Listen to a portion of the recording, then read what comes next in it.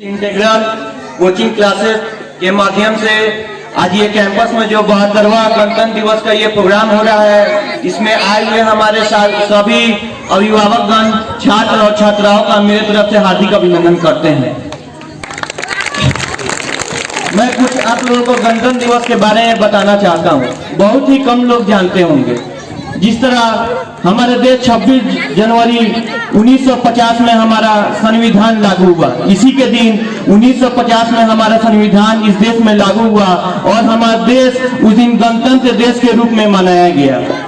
और ये जो हमारा संविधान है उसके अंतर्गत बहुत सारे ऐसे कानून बनाए गए जिससे कि हमारे जो सारे निचले बस्ती और उचले बस्ती, जिसका नाम धर्म, जाति और निचले स्तर के जितने कोई समाज में रहते हैं उनको जोड़ा जाएगा, इस संविधान के माध्यम से जोड़ा गया। और हमारे समाज में बहुत तरह के जाति विवाद आते हैं। ज्यादातर जाति विवाद हमारे देश में ज्यादा है, जैसे निचला जाति, ST SC और यहाँ पे अपर कास्ट के बीच बहुत ही विवाद होती रहती है। इसी विवाद को हटाने के लिए, इसी विवाद के कड़ी को जोड़ने के लिए हमारे इस संविधान में आज ही के दिन इसको लागू किया गया, ताकि हमारे सारे समाज के लोग, हिंदू हो या मुसलमान हो या सिख हो या ईसाई हो, वो एक दूसरे से जुड़े रहे। इसी संविधान का मतलब है। और ये जो संविधान है हमारा, इसी के दिन 26 जनवरी 1950 ईस्वी में 10:18 पे ये संविधान हमारे देश में लागू हुआ। और ठीक इसी 6 मिनट बाद लगभग 10:24 पे हमारे जो पहले देश के राष्ट्रपति हुए डॉक्टर राजेंद्र प्रसाद, उन्होंने इसी गणतंत्र दिवस के अवसर पे 10:24 पे इस संविधान के माध्यम से उन्होंने इस देश के पहले राष्ट्रपति होने का उन्होंने शपथ लिया। और ये जो हमारा संविधान है, ये सबसे बड़ा लिखित संविधान है, जिसको लिखने में हमारे देश में लगभग 2 साल 11 महीने और 18 दिन इस संविधान को लिखने में हमारे भीमराव अंबेडकर जी को लगा। ये कुछ रोचक तथ्य जो हमारे दिमाग में रहना चाहिए, छात्र छात्राओं है, इन्हीं के माध्यम से इनके दिमाग में रहना चाहिए। और बाकी इस संविधान को, हमारा देश आजाद हुआ, इस संविधान को लागू करने का कुछ असल मकसद है। जिस तरह हमारे अंग्रेज लोग हमारे देश पे 200 साल राज किए, इसी चीज को वो किस तरह राज किए हमारे देश पे 200 साल, आप लोग को मालूम है।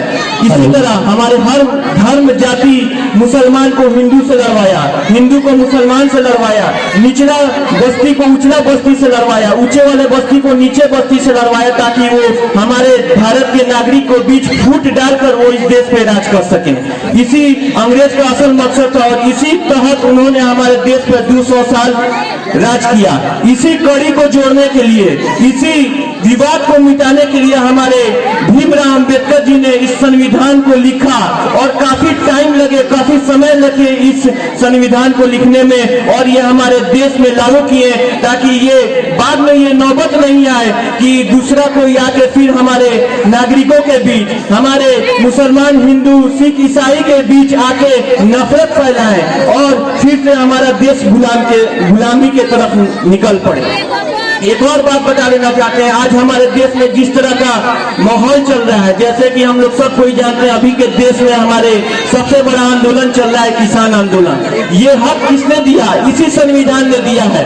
इसी हमारे गणतंत्र दिवस के दिन जो संविधान लागू हुआ, यही संविधान के द्वारा वो किसान लोग आज वहाँ पे आंदोलन कर रहे हैं और अपनी हक की लड़ाई लड़ रहे हैं। आज ये पहला गणतंत्र दिवस होगा हमारे इतिहास में कि लोग, किसान, अपने जो हमारे अन्नदाता लोग हैं, जिसके वजह से हमारे देश की अर्थव्यवस्था मजबूत है, आज वो लोग हमारे दिल्ली में कुछ करने पे लगे हुए हैं, अपने हक मांगने पे, अपनी सरकार से हक मांगने पे लगे हुए हैं। पर ये निकम्मी सरकार ना उन किसानों की सुन रही है, ना ये संविधान की रक्षा कर पा रही है, और ना ये संविधान की गरिमा को बना पा रही है।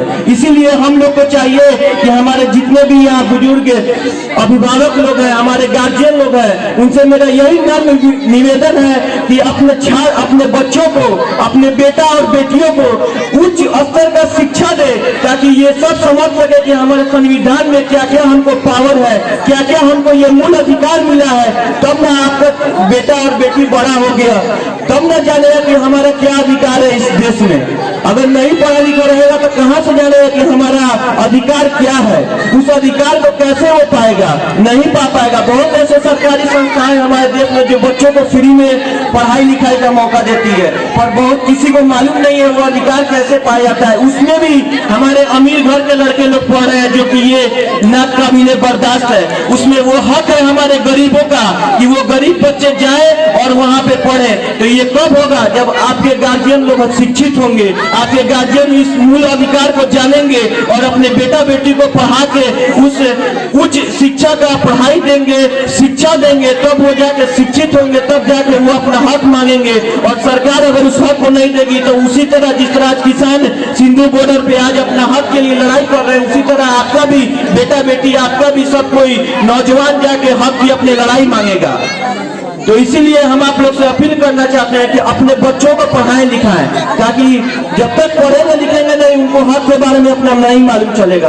अगर कोई अपना इकोनॉमिक कंडीशन में अपना पैसा नहीं है, कोई अगर कहता है कि 8वां पास करा दिया, बेटा का पढ़ावे वाला पैसा नहीं के, 10वां पास करा देनी, अब इंटर में पढ़ावे वाला पैसा नहीं के, अगर उसलिए आपको दिक्कत है तो मैं प्रदेश सचिव हूँ NSY का छात्र संगठन का। मैं 6 साल से अपने छात्र संगठन में जुड़ा हुआ हूँ और इस तरह के बहुत गरीब बच्चों जो मेरे पास आते हैं मुझसे हेल्प मांगते हैं कि भैया मेरे पास क्लास करने के लिए पैसा नहीं है इंटर का, तो मैं खुद उसको मदद करता हूँ और ले जाके क्लास और कोचिंगों में मोतिहारी में मैं उसको फ्री में एजुकेशन दिलवाता हूँ, फ्री में शिक्षा दिलवाता हूँ। अगर इस तरह आपके साथ भी कोई प्रॉब्लम है तो आप भी अपना आगे हाथ बढ़ाएं और हमको बोले, ताकि वो आपके बेटा इंटरमीडिएट कम से कम तो पास करके अपने ये तो जान ले कि हाँ असली वजह क्या होती है पढ़ाई की। इंटरमीडिएट कम से कम करें, अपने बेटा बेटी को कराएं लोग। अगर उसमें कोई दिक्कत आती है तो आप लोग हमसे जरूर संपर्क करें, हम हमेशा सहयोग करेंगे इस शिक्षा के लाइन में। इसमें कोई दिक्कत नहीं, क्योंकि मैं भी शिक्षा का छात्र संगठन का से जुड़ा हुआ हूँ और अधिकतर शिक्षा के में मैं आगे रहता हूँ कि सबका छात्र छात्राएं पढ़े और आगे निकले। इसी तरह मैं अपने वाणी को विराम देता हूँ। जय हिंद, जय भारत।